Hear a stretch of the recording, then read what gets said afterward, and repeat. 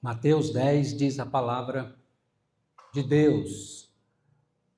Tendo chamado os seus 12 discípulos, deu-lhes Jesus autoridade sobre espíritos imundos para os expelir e para curar toda sorte de doenças e enfermidades. Ora, o nome dos 12 apóstolos são estes: primeiro, Simão, por sobrenome Pedro, e André, seu irmão, Tiago, filho de Zebedeu, e João, seu irmão, Filipe e Bartolomeu, Tomé e Mateus, o publicano, Tiago, filho de Alfeu, e Tadeu, Simão, o Zelote, e Judas Iscariotes, que foi quem o traiu. Convido você, mais uma vez, a fechar os seus olhos e pedir a Deus: Deus, fala ao meu coração, através da Tua palavra. Eu faço essa oração ao Senhor, em nome de Jesus. Senhor, aqui estamos, ó Deus, para ouvirmos a palavra do Senhor. O Senhor já tem falado conosco, ó Deus, na Tua palavra, e pedimos que o Senhor continue a nos falar, dar-nos ouvidos para ouvirmos a Tua voz, ó Deus, e sermos transformados pela palavra do Senhor, pelo Teu Espírito Santo. Tem misericórdia, Senhor, da minha vida e da vida dos meus irmãos, todos quantos, ó Deus, hão de ouvir esta palavra, a palavra do Senhor.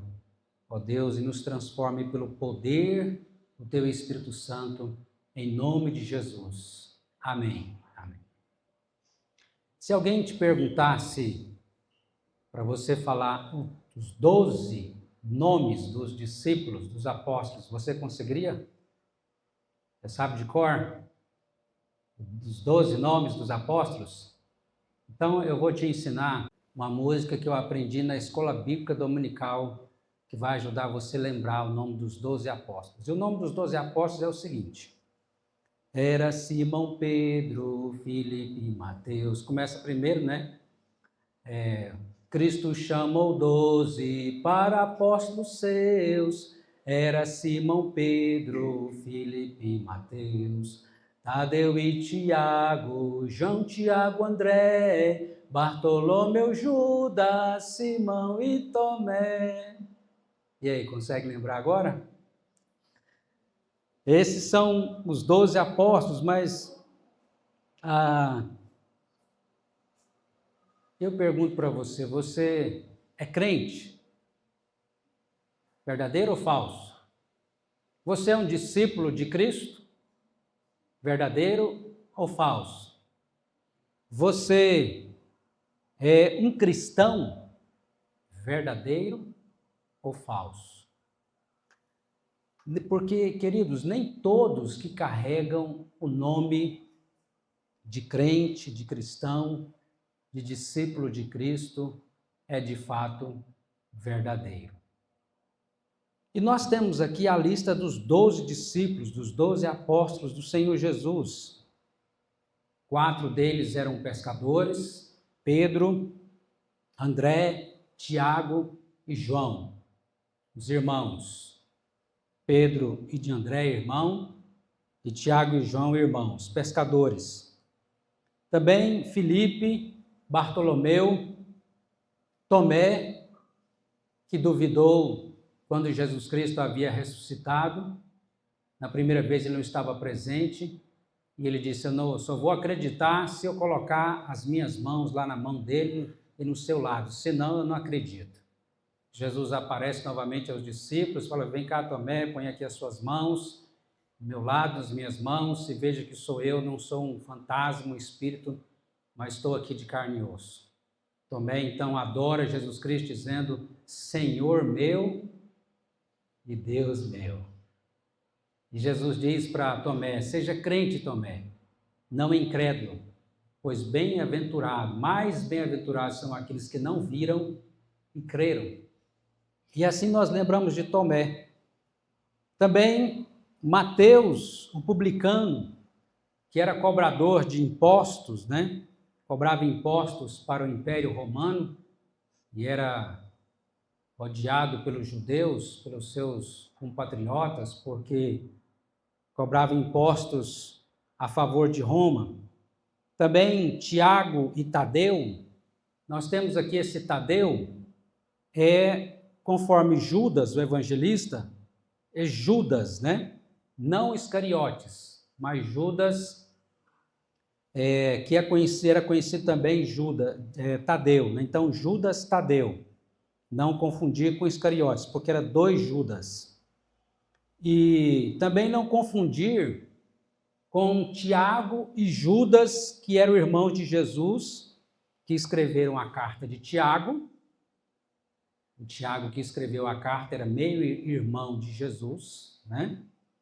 E também Judas, que era meio irmão de Jesus, que também escreveu a carta de Judas, né? Mas esses 2 não eram apóstolos. Então, nós temos 2 apóstolos, com o mesmo nome de Tiago e Judas, e tem 2 que eram meio irmão de Jesus, Tiago e Judas também, com o mesmo nome, mas que não eram apóstolos, mas que escreveram o livro de Tiago e o livro de Judas. E havia 3 Tiagos, né? Um era o irmão de Jesus, meio irmão de Jesus, e 2 Tiagos que eram apóstolos. Um deles era irmão de João, apóstolo. Você lembra de João? Que escreveu o Apocalipse, que escreveu o Evangelho segundo João, que escreveu a primeira e segunda carta de João. Então, esse Tiago, irmão de João, e que também foi morto por Herodes, conforme Atos capítulo 12, versículo 2. Né? E tem o outro Tiago, que não era o irmão de João, do qual era esse Tiago e João eram pescadores, né? Dos 12 irmãos, dos 12, nenhum deles era fariseu.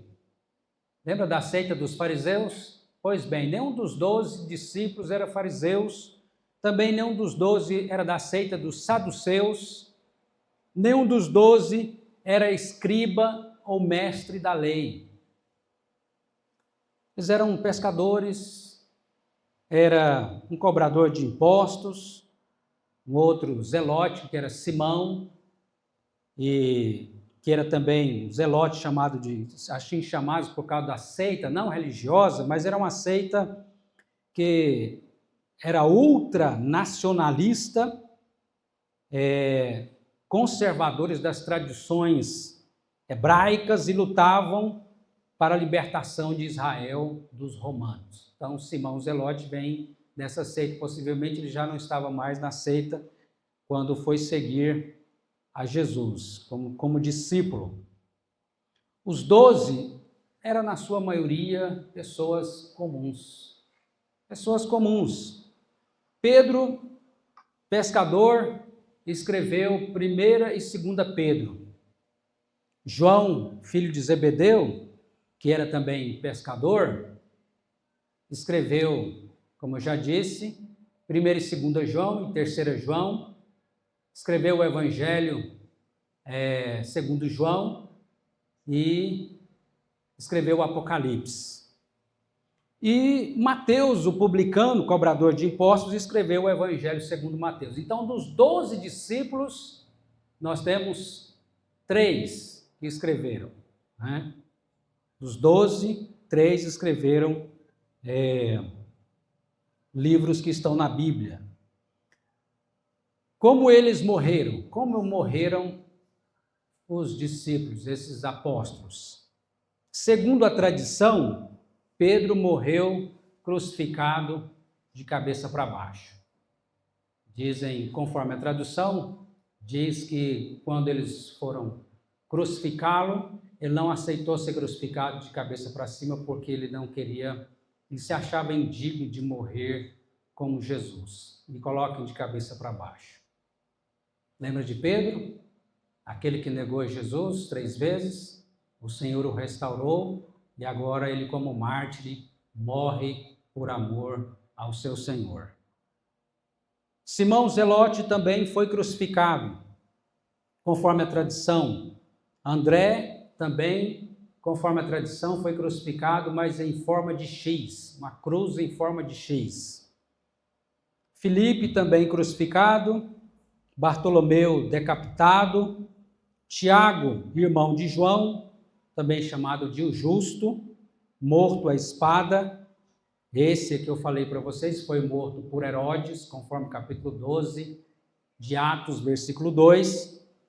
Judas Tadeu foi morto a machadinha, Mateus morto a facadas, Matias, que vem depois, também como apóstolo, foi morto queimado. Tiago, filho de Alfeu, o outro Tiago, chamado de Tiago Menor, foi morto a pedradas. E João foi exilado na ilha de Pátimos. Tomé foi morto a flechadas. Apesar do nome Judas ser bem comum na época da Bíblia, quando a Bíblia foi escrita, inclusive o nome Judas em hebraico é Judá, que significa louvado ou abençoado. Depois de Judas Iscariotes, o nome Judas ficou associado à traição. E você não vê ninguém mais colocando o nome de seu filho de Judas. Você conhece algum Judas? Alguma pessoa que tem esse nome? Eu nunca vi. Por estar associado a Judas Iscariotes, ao traidor. Mas lembrando que tinha pelo menos 3 Judas, não era apenas o Iscariotes, Nós temos aqui o Judas, meio-irmão de Jesus, que escreveu a carta de Judas, que nós temos na Bíblia, e nós temos o Judas, filho de Alfeu. Esses dois, então, Judas Iscariotes e Judas, filho de Alfeu, eram apóstolos. Esses dois eram apóstolos. Então, nós temos aí pelo menos 3 Judas, além dos outros, citados também na Bíblia. Judas Iscariotes, eu pergunto para vocês, foi um apóstolo? Sim. Judas Iscariotes foi um discípulo de Cristo? Sim. Ele andou com Jesus os 3 anos de ministério? Sim ou não? Sim. Ele ouviu o Senhor Jesus, ele viu os milagres, inclusive os milagres de ressurreição. Jesus, registrado na Bíblia, nós temos 3 milagres de ressurreição, O mais famoso é o de Lázaro.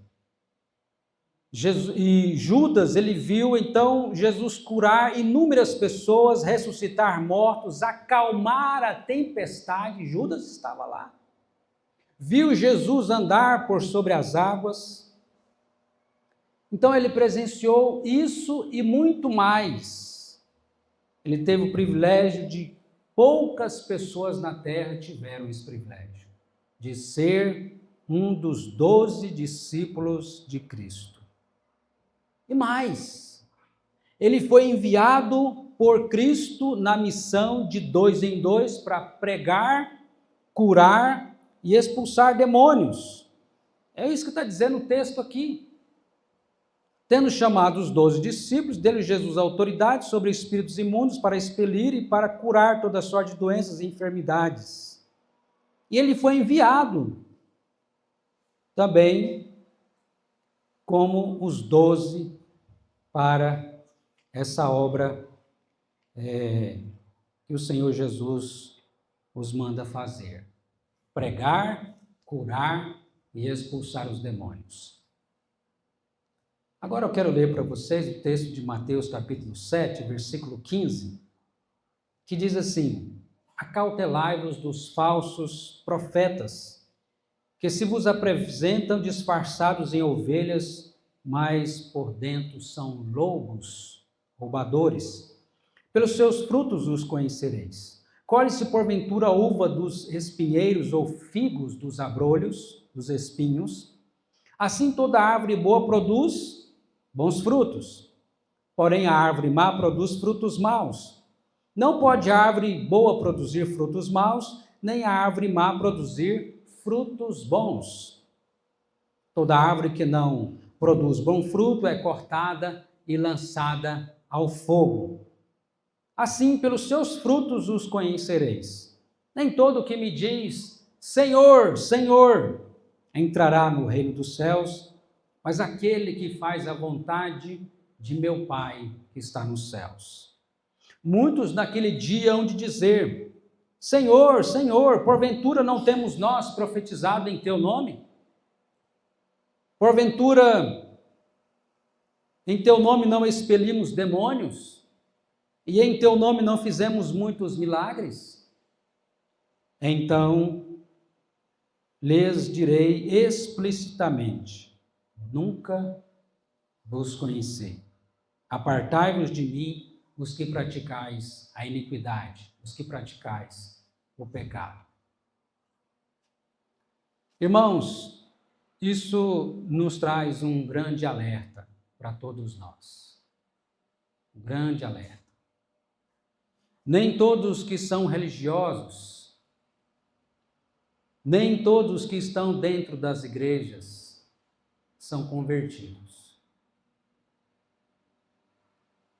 Nem todos que estão dentro das igrejas lendo a Bíblia, cantando, orando, irão para o céu.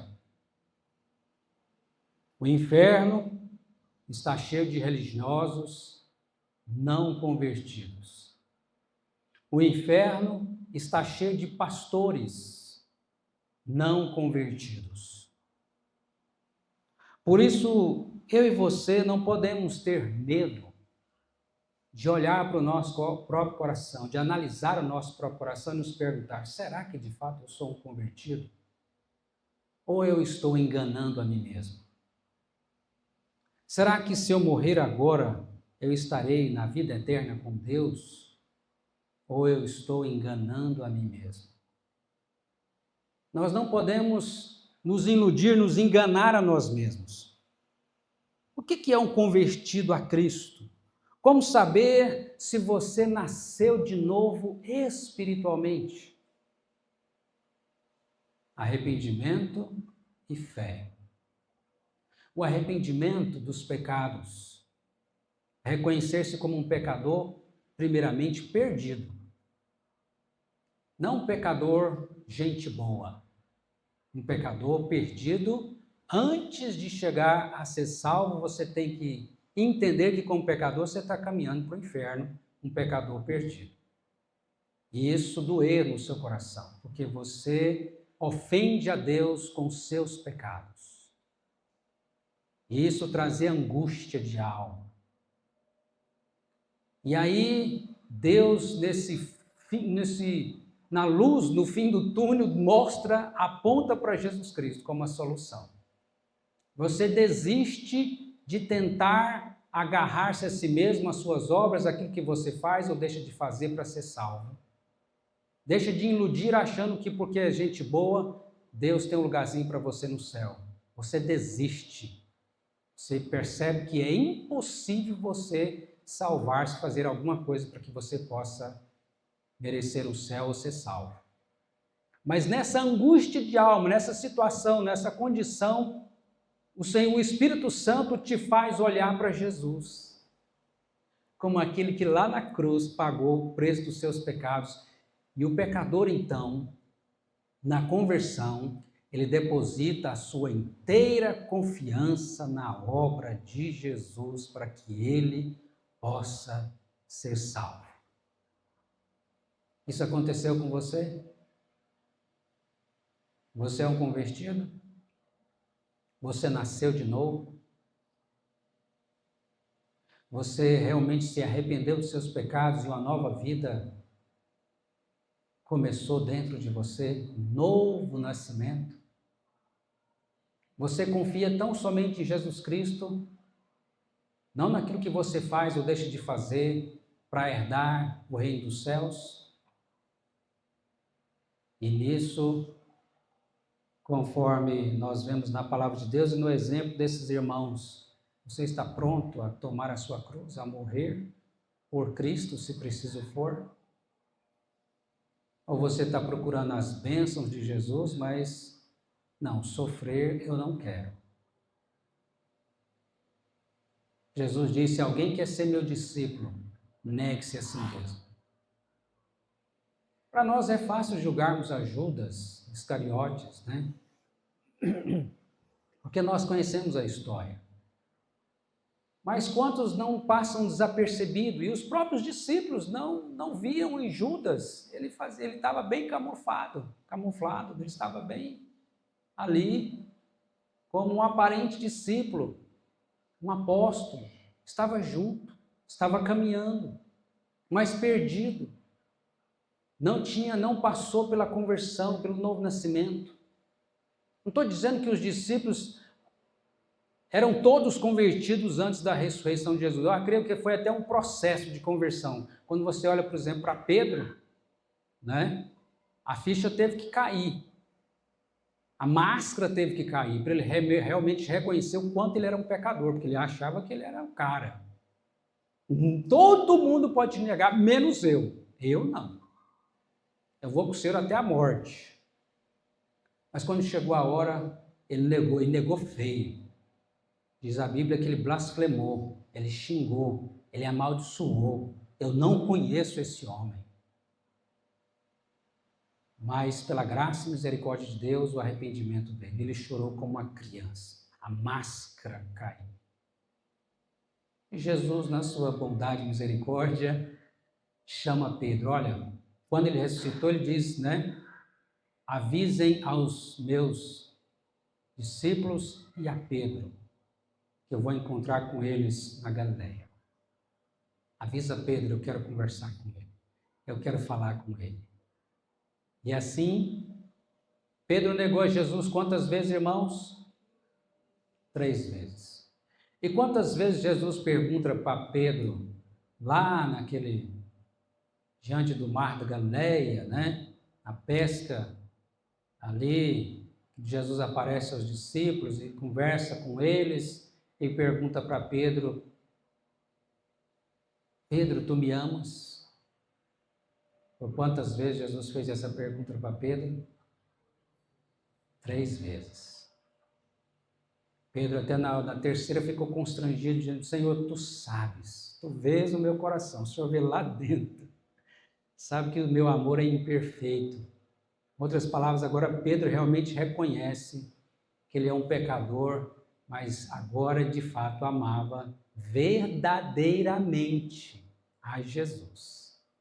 O Senhor Jesus está restaurando a Pedro, e ali a conversão está acontecendo, e Jesus diz: apacenta agora, Pedro, apacenta as minhas ovelhas. Então tem que haver uma experiência com Cristo, verdadeira, onde você tem um encontro com Jesus. Não é porque eu frequento uma igreja, ou porque meu pai é crente, minha mãe é crente, meus avós eram crentes, minha tia é crente. Não, é você precisa ter realmente uma experiência com Jesus, de arrependimento de seus pecados e fé nele, para a salvação, para a conversão. Então eu te pergunto mais uma vez, você é um convertido? Só os convertidos entrarão no céu. Só os convertidos de Jesus a Nicodemos, que era um religioso e um bom religioso. Bom religioso. Só os convertidos de Jesus diz para Nicodemos: você, Nicodemos, precisa nascer de novo. Nascer de novo. Só os convertidos entrarão no reino dos céus. Será triste, meu querido, minha querida, se você passar toda a sua vida nessa terra, frequentando uma igreja e morrer e ir para o inferno. Que essa não seja a sua experiência, o seu destino, em nome de Jesus, mas que você tome essa palavra de Deus como um alerta. O que é mais importante na sua vida? é Jesus mesmo? Jesus é a pessoa mais importante para você? Você está disposto a deixar tudo por Ele? A perder tudo, se preciso for, por Ele? Jesus disse: se alguém quer ser o meu discípulo, negue-se a si mesmo. Negue a sua própria vontade. Eu não faço mais a minha vontade, tem que ser assim. O discípulo de Cristo, o verdadeiro discípulo, não vai fazer mais. Eu não posso fazer mais a minha própria vontade, mas a vontade do meu Senhor. Tomar a cruz é caminhar pronto a viver e a sofrer e a morrer por Cristo. Quando Jesus disse: se alguém quer ser meu discípulo, tome a sua cruz, os discípulos entenderam. Tomar a cruz era morte. Porque quem que carregava a cruz? Eram os condenados à pena de morte, para morrer. Como Jesus carregou uma cruz, os malfeitores carregavam a cruz. Jesus não era malfeitor, mas ele se fez em nosso lugar. Os malfeitores carregavam a cruz até o lugar da crucificação para morrer. E quando Jesus diz: tome a sua cruz e siga-me, então ele está falando de viver e morrer por Cristo, morrer por Ele. E de fato ele tem autoridade para dizer isso, porque ele nos criou e somente ele fez por você o que ninguém jamais fez. Nem seu pai, nem sua mãe, nem seu filho, nem seu esposo, ninguém fez por você o que Jesus fez. O que, pastor, que Jesus fez por mim? Pagou os nossos pecados naquela cruz. Sofreu o inferno no seu lugar. Sofreu a ira de Deus no seu lugar. Sofreu a condenação que era sua, que era minha, que era nossa. Ele tem autoridade para dizer: se alguém quer me seguir, negue-se a si mesmo. Tome a sua cruz e siga-me. Nós vamos pedir ao Senhor em oração nessa noite, dizendo: Deus, se você não sabe se morrer hoje estará no céu ou no inferno, é hora de você pedir para Deus: Deus, converte o meu coração. Eu quero ter a certeza de que eu estou indo para o céu. Me livre de se eu estou iludindo a mim mesmo. Me livre. Eu quero ser realmente um verdadeiro cristão, um verdadeiro discípulo do Senhor Jesus. Então fale com Deus, agora em oração, e Deus está ouvindo a sua oração. Vamos orar? Amado Deus, querido Pai, o Senhor conhece o nosso coração como ninguém. O Senhor, Deus, vê aqui aqueles que são convertidos.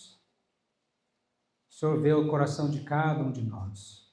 E o Senhor vê também aqueles que precisam de conversão, de ter realmente um verdadeiro encontro com Jesus e ser um verdadeiro discípulo de Cristo, um verdadeiro cristão, um verdadeiro crente. Não falso, mas verdadeiro. E isso começa na conversão, o arrependimento dos pecados na fé em Jesus. Tão somente para a salvação. Então, ó Espírito Santo, nós te pedimos nessa noite, venha operar essa obra que só o Senhor pode fazer, convertendo, ó Deus, os corações a Ti. Aqueles, ó Deus, que reconhecem que são pecadores, que precisam, que necessitam, que carecem, ó Deus, de um encontro real, verdadeiro, de uma transformação do interior, do coração, que reconhecem que são pecadores, perdidos e precisam de salvação. Ó Deus, ouve a oração de cada um, Pai, e perdoa, e salva e transforma para a Tua glória. É o que nós te pedimos agradecidos, em nome do Senhor Jesus. Amém. Amém. Deus nos abençoe, em nome de Jesus.